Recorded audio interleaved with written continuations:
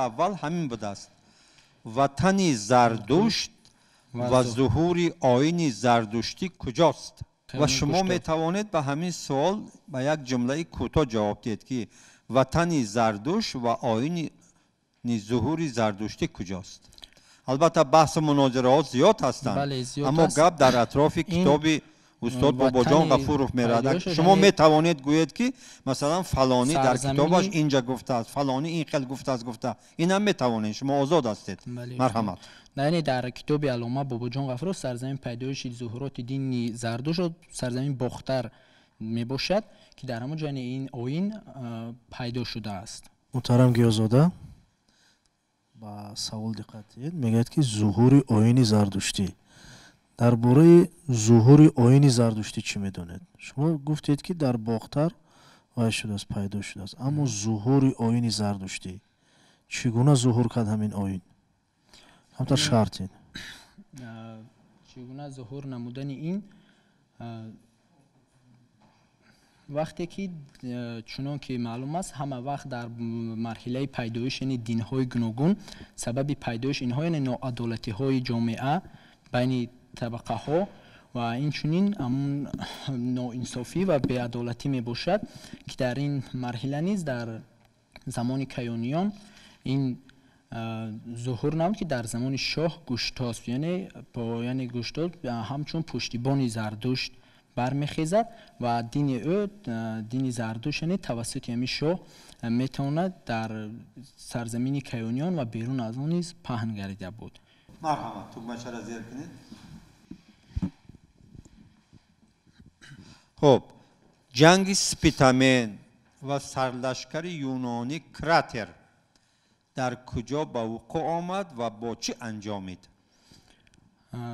سپیتامن یعنی سرلشکر سوخت که بر ضد اسکندر مقدونی بر ضد لشکر یونانیان در سرزمین سمرقند مبارزه برده است که از سال 329 پیش از میلاد تا سال 327 رو در بر میگیرد. کراتر یعنی این اصلا سرلشکر یونانیان یکی از سرلشکران یونانیان بخصوص اسکندر مقدونی با سپیتامن اساسا یعنی در سرزمین سوخت یعنی در نوکت جنگ اینها با وقوع آمد که در این جنگ ها یعنی کراتر به غلبه کراتر سرلشکر یونانی انجام یافت و در این جنگ سپیتامن یعنی شکست خورد و مجبور گردید که عقیب نشینی یعنی عقیب گشتند. اما و مرگ سپیتامن باشه یعنی این سرلشکری سوخت توانست که نوبسته از این یعنی چندین مراتب لشکر اسکندر مقدونی را در سرزمین سوخت یعنی سمرقند شکست دچار نمود لشکر یونان مقدونی را. اما نوبسته از این که یعنی لشکر اسکندر مقدونی پر اقتدار و نیرومند بود و اینچنین با اسلحه و تجهیزات قوی یعنی مجهز گردانیده بود و لشکر سپیتامن اساسا شماره هم کم شمار و از جهت تجربه نیز اونقدر خوب انکشاف یافته نبود. با همین سبب ها یعنی این به شکست دچار گردید و مرگ سپیتامن در سال 327 یعنی با گفته بعضی از مورخان همسر او یعنی این سپیتامن رو در سال 327 به قتل میرساند، یعنی سر او رو به اسکندر مقدونی میسپارد. با دیگر عباره های دیگه گفته دیگر این سپیتامن از طرف اسکندر مقدونی شخصا به قتل رسانیده شده بوده است. در زمان سامانیان اهالی به چند طبقه تقسیم میشد و آنها کدام هایند؟ در زمان حکومتداری ساسانیان که از سال 223 یا اینکه وقتی شاهنشاه ایران خود را اعلان نمودن اردشیر 226 حساب می‌نمایند تا سال 651 این دولت حکمرانی نموده است و اهالی در این زمان که چنان در سوال است یعنی به چند طبقه تقسیم شد. سالهای حکمرانیش بگید؟ در سالهای حکمرانیش یعنی سال ساسانیان استاد میبخشید ساسانیان بود است، من سامانیان فرگردم. یک بار دیگه ساسانیان یعنی در موضوعهای فنی تاریخ اساسا وقتی که اردشیر ارتبان 5 آخرین سالهاش گوید شد کفایت 226 تا 651 226 از زمان شاهنشاه اعلان نمودن اردشیر در اصل سال 223 در بعضی کتاب ها 223 224 نوشتگی اما با تخت نشسته است 226 خود رو شاهنشاهیان و طبقه یعنی به 4 گروه تقسیم شدن. اتروان روحانیان یعنی بودن، اتروان آنها رو می نامیدن. اینچنین ارتشداران جنگاوران بودن، استریوشان می گفتن که اینها کشاورزان یعنی اهالی کشاورز بودن. و اینچنین طبقه اهالی جامعه، طبقه اخیرانش، یعنی به 4 طبقه تقسیم شدن. اشتراکچی محترم، شما گفتید که به 4 طبقه تقسیم شد در زمان ساسانیان اهالی. به طور عنعنوی اهالی اوریانا یا که سرزمین یگان اوریایی ها با 3 طبقه موافق تعلیمات اویس تقسیم شد. طبقه 4 در زمان ساسانیان با وجود آمد. همین طبقه 4 کدام طبقه بود که مخصوصا در همین دوره ساسانیان با وجود آمد؟ طبقه 4 یعنی این طبقه اهل جامعه، طبقه اهل جامعه رو در بر میگیریم. با همین نام بود طبقه اهل جامعه. اینها رو استریوشان یا اینکه کشاورزان می نامیدن. همین طبقه یعنی بود. درست. نخشبی از جانب کدام امیر سامانی برای کدام گناهش به دار آویخته شد؟ نخشبی گناه اساسی که یعنی این رو متهم نمودن همچون پیروی قرمطیه، یعنی این رو گناهگار نمودن و اینچنین با سوء استفاده نمودنی 30,000 مبلغ تنگه که جدا نموده بودن حکومت، یعنی این مبلغ رو استفاده نموده بود. و در زمان حکمداری یعنی کدام شو این اساسا در زمان نصر دوی سامون، نصر نبیره اسماعیل سامونی یعنی به دربار دعوت کرده می شود و بعد از او در زمان حکمرانی نوح ابن نصر یعنی این نخشبی به قتل رسانیده می شود، به دار یعنی آویخته می شود. همچون با گناه یعنی طرفدار قرمطیه بودنش این به دار آویخته می شود.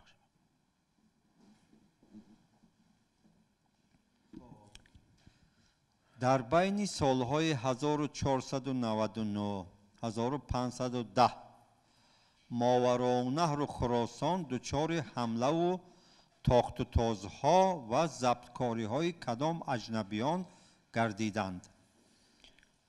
1499 1510 یعنی این سالهایی که 1499 1510 در ماوراءالنهر خراسان اول یعنی حکومتداری تیموریان ادامه داشت و در این یعنی سالهای آخر حکومتداری این خاندان بود و همچنین حسین بوقرا یکی از آخرین نمایندگان این خاندان بود که تا سال 1506 یعنی حکومتداری نموده بود و تاخت و تازی که اساسا یعنی به این سرزمین ها از طرف اجنبیان یعنی بود، این از طرف بادیانشینان دشت قیپچاق شیبانیان یعنی با سروری شیبانی خان، این چنین باز از دیگر یعنی ایران از سرزمین ایران نیست با این سرزمین ها یعنی تاخت و تاز انجام داده میشد. اما در اصل یعنی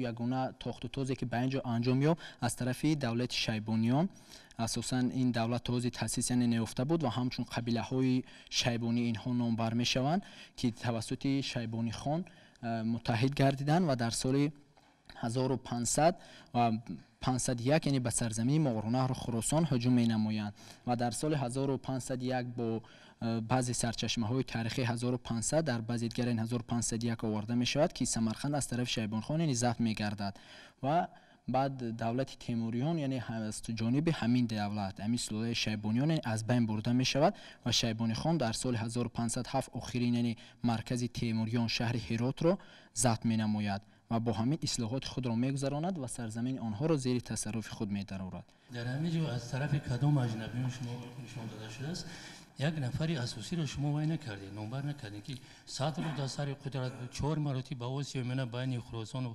ماوراءالنهر زد و خوردی دهشت انگیز شده است. کی بود؟ حسین بوقرا گفته حسین بوقرا اون قضا داخل از همه چیز ارشد کی بود؟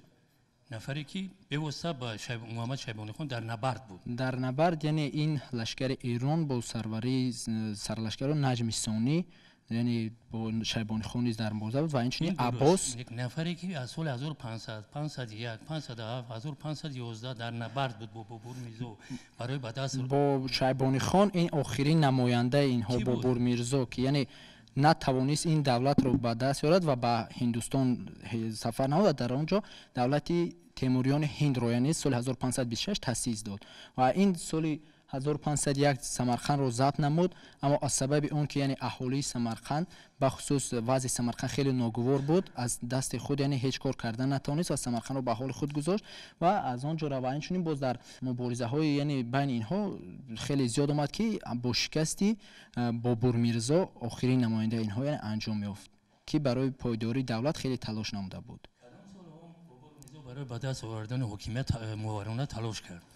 اساساً از سال 1498-99 آغاز یافتند که وی اولین بار باز در سال 1501 نیز یعنی اینها مبارزه بردند و مبارزه بعدی اینها پول سنگین در سال 1511 یعنی به عمل آمده بود که با بابور میرزا میسر نگردید که حکومت تیموریان رو برقرار کرده تواند. ابوبکر عزیز همین سال 1499 همین محمد شیبانی خان کدام شهرهای استحکامی را تصرف نمود؟ همون سالی فقط 1400 اما آغاز سال 1499 نامبر که میتونید در آغاز هجومش شیبانی خان یعنی اول توانست که بلخ اینچنین بخارا را به تصرف خود درآورد. در زمان حکمرانی امام قلی خان سالهای 1611 1642 شهرهای اوراتپا و خوجند از طرف کی اداره میشد؟ در زمان یعنی امام قلی خان این نماینده حکومتداری اشترخانیان حاکم اشترخانیان می باشد که در این سالهای یعنی حکومتداری نمود. شهرهای اوراتپا و خوجند حاکمانی که یعنی این تعیین نموده بود از طرف حاکمان تعیین کرده امام قلی خان اداره کرده می شدند که اینها یعنی رحمان قلی خان یکی از شخصیت‌هایی بود که در این سرزمین‌ها یعنی حکومتداری می نمود از طرف امام قلی خان تعیین کرده شده. یعنی جدیدها افاده کنندگان کدام مقصدها بودند؟ یعنی جدیدها اساساً این یک یعنی حرکتی ساده کرده گویم اگر اینا چی می‌خواستند؟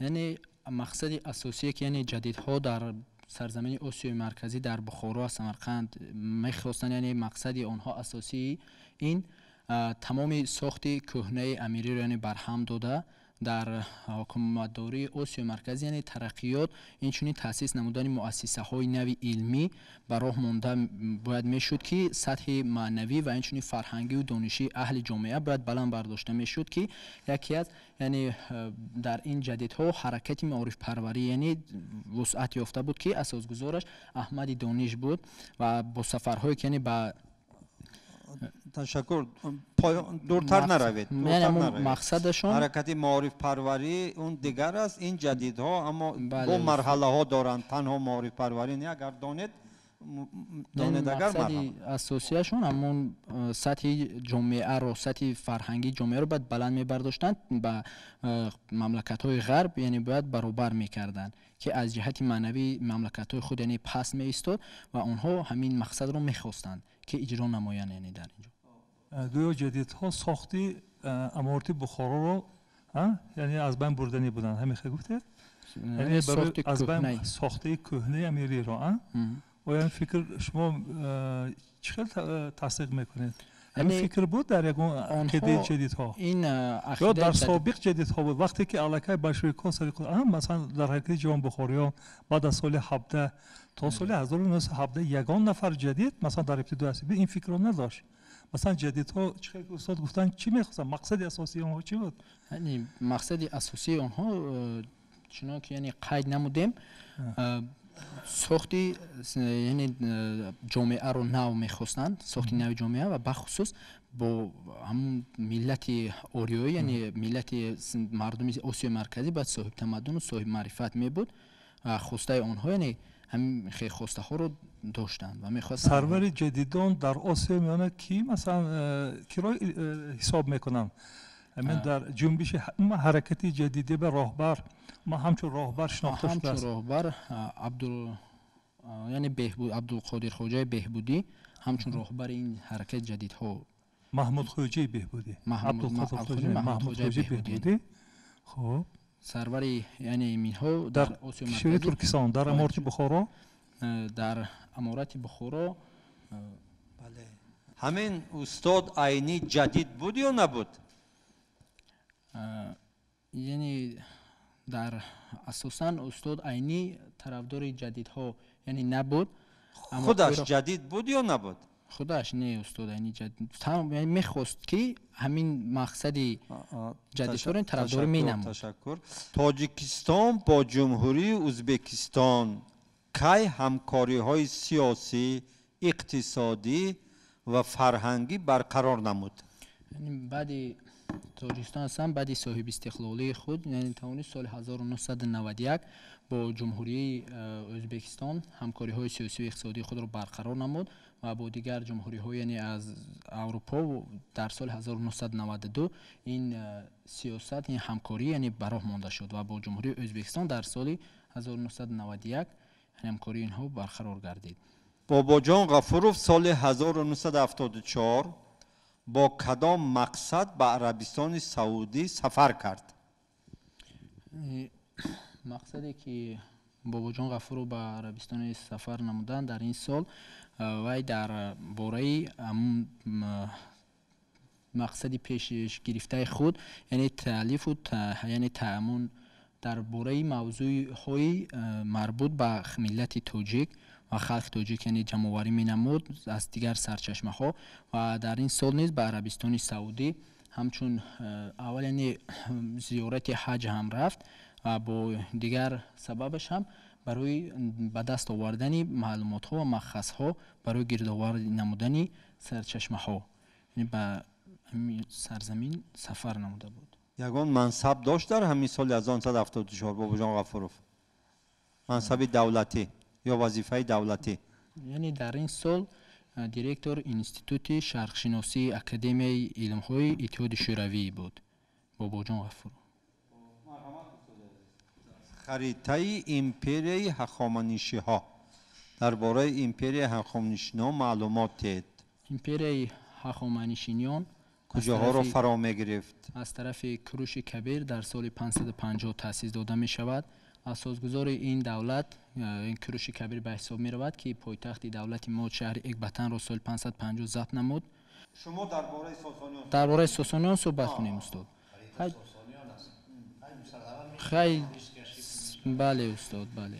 یعنی خریطه ساسانیان که آورده شده است پایتختش یعنی شهر تیسفون بود و این دولت از شهر تیسفون مدائین یعنی عرب‌ها این رو مدائین میگفتند که بعد ضبط خود اون رو خراب نموده شهر بغداد امروزه رو در نزدیکی اون بنا نمودند و حدودی در برگرفته این ایمپریا یعنی خیلی ایمپریا پهناور بود که در زمان یعنی اردشیر ساسانی اینچنین وارث شاپور و حکومتداری شاپور دو سالهای 300 و 379 این ایمپریا خیلی پهناور گرده بود و حدودهای در بر گرفته این یعنی توانست که در زمان شاپور دو قسم ویزانت یعنی ریم رو نیز قسم شرقی دولت ریم رو نیز اشغال نموده بودند و تا قسم شمالی افریقا نیز در بر میگرفت مصر و عربستان رو و در قسمت شرقی خود یعنی مرو و هرات و منطقه های ری و همدان نیز رو در بر میگرفت و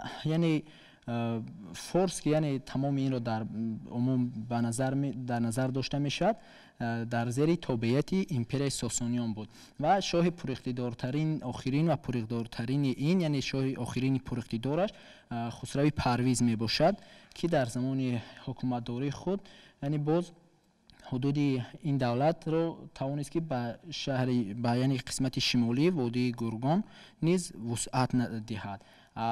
بعد از این یعنی در آخری حکومتداری نمایندگان آخرش نمایندگان آخری این سلطه نتوانستند که همه حدود یعنی دولت خود را نگاه دارند و قسمت های ارمنستان و آذربایجان از اطاعت اینها یعنی بیرون برآمد و به زیر اطاعت ریم درآمد که این دو دولت یعنی دو ایمپریا از اول تا آخر یعنی در مبارزه بین یکدیگر بودند که بین اینها گاه یک طرف و گاه دیگر طرف غالب می آمد و این دولت از طرف خلافت عرب در سال یعنی عرب ها که به ماورالنهر در سال به خراسان سال 637 یعنی هجوم نمودند و این دولت رو سال 651 حدود این دولت رو ضبط نمودند.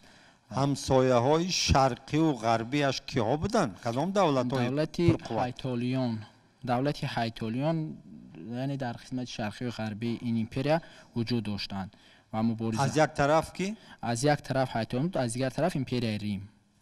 یک سوالی که از شما درباره ضبط‌کاری‌ها گفتید، یعنی وسیع‌شوی حدودها در بین همه شاهان ساسانی از همه دوره کی به دوره کدام شاه به از همه تریتوری‌های زیاد همراه شدن و باعث سال‌های طولانی جنگ با ریم یعنی امپرای ریم شد. یعنی همین دوره کی بود؟ دوره کدام شاهی ساسانی به یعنی بسیار تریتوری ضبط شدن و این باعث مثلا هجوم ریمی ها گردید، جنگ بین آنها. بله، در دوره حکومت دوری یعنی شاپور که بعدی یعنی شاپور دو سال وارث اردشیر باقی در سال 241 به تخت آمد. به شاپور بود یعنی با ضبط‌کاری بسیار با کار این ران شاپوری 2 سال 300 نیز ادامه داده بود، اما تا اندازه این یعنی اونقدر نه. بسیارتن شاپوری یک وارث اردشیری بابکان ضبط نمود. عمومی 53 و 14. اکنون میگذاریم به قسمت دیمی پرسش و پاسخ، یعنی 3 سوال شفاهی به شما. سوال برای شما چنین است: در کدام اثرهای اساسگذار صلح و وحدت ملی پیشوای ملت پرزیدنت جمهوری تاجیکستان محترم امام علی رحمون واقعه سیاسی سالهای 90 عصر 20 انعکاس پررأی خود را یافتند؟ مرحمت. در اثری که یعنی چنم پیشنهاد نامده تاجیکستان 4 سال بعد استقلالیت واقعه‌های سیاسی که در سالهای 90 عصر 20 بود در همه اثر جناب یعنی گرد جمع آوری شدند و در همین اثر گرد آوردنی شده است. درباره اسیان مقنع چی میدونید؟ معلومات دید؟ اسیان مقنع یکی از بزرگترین اسیان‌های می باشد که بعد سرزمین خراسان ماروناه را ضبط نمودن عرب‌ها در سالهای 70 و اینچنین 80 عصر 8 به عمل آمده است، یعنی تخمین انیخته در سال 760 این شورش اسیان مقنع به عمل آمد و اساساً سبب‌های با وجود آمدن این بعدی به قتل رسانیدن ابوالمسلم خراسانی که خیلی در باره وای معلومات اینجا کم نمیدهیم، گپ رو درباره اسیان مقنع سخن میرونیم و این بعدی پخش گردیدن یعنی بعدی به قتل رسانیدن ابوالمسلم خراسانی و اینچنین بعد پخش گردیدن شورش سیمباد ما این اسیان مقنع در سرزمین ماورالنهر به عمل آمد که 14 سال یعنی این اسیان عمل فعالیت داشت و توانست که تا اندازه یعنی حاکمیت را در دست خود در سمرقند به دست گیرد، اما تجربه کافی نداشتن در سیاست دولتی و حکومتداری اینچنین با یراق مجهز و خوب تامین نبودن شورشگران و در نوبت خود یعنی کم تجربه بودن سرلشکران شورش باعث می شدند که شورش های به عمل آمده یعنی تیز به شکست دچار می شدند و لشکری یعنی عرب ها که لشکری پرتجربه یعنی پرتجربه و اینچنین اسلحه و لوازمات جنگی خوب مسلح بود. این اسیان مقنع در سال یعنی 776 یا 783 یعنی اسیان مقنع فرود شنانده می شود و مقنع برای آنکه یعنی خود به دست عرب ها نفتد خود رو به گفته بخش بعضی از یعنی معلومات ها با تنوری آتش خود را میپرتوید و در آنجا نابود می شود. پیش از این کار یعنی تمام کنیزان خود را زهر داده آنها را میکشد که یکی از بین آنها از یعنی کار این پی برده اون زهر را ننوشید و این واقعه را دید نظارت نموده بود و فهمید که مقنع خود را یعنی به درون آتش پرتافته است و او صورتی یعنی خیلی زشت داشت. از همین سبب برای خود دائما نقاب میماند و لباسی سفید میپوشیدند که این اسیان را سفید جامگان نیز مینامند که طول 14 سال در سرزمین ماورالنهر پهن گردیده بود. این اساسا یعنی توانست که برای به سر حاکمیت آمدن دولت‌های ملی تاجیک از جمله طاهریان و صفاریان و سامانیان زمینه‌های مساعد را فراهم نماید. یعنی آثار علمی باباجان غفورov نامبر کنید. آثار علمی باباجان غفورov یعنی در سالهای 1940 با دستگیری نیکولای پروخورov یعنی شرقشناسی روس بابا جان غفورov در دایره انقلابی بخشیده به 20 سالگی انقلاب کبیر در بخارا غلبه انقلاب کبیر در بخارا اثر ایجاد نمودند و این چنین با سال 1944 دوداری عزیز در ادبیات ما این خیل نداره ما انقلاب کبیر سوسیالیستی اکتبر داریم در روسیه پتروگراد و این تنها انقلاب بخارا یا اینکه به نام دیگر هم یاد می شود یعنی رساله درباره غلبه انقلاب در بخارا انقلاب بخارا بله استاد بعد سال 1944 خلق تاجیک در مبارزه برای آزادی دولت خود این چنین اثرهای دیگری که رساله های پیشتر تالیف نموده بود خیانتکاران اسفیسار از دفتر 3 نفر جنایتکار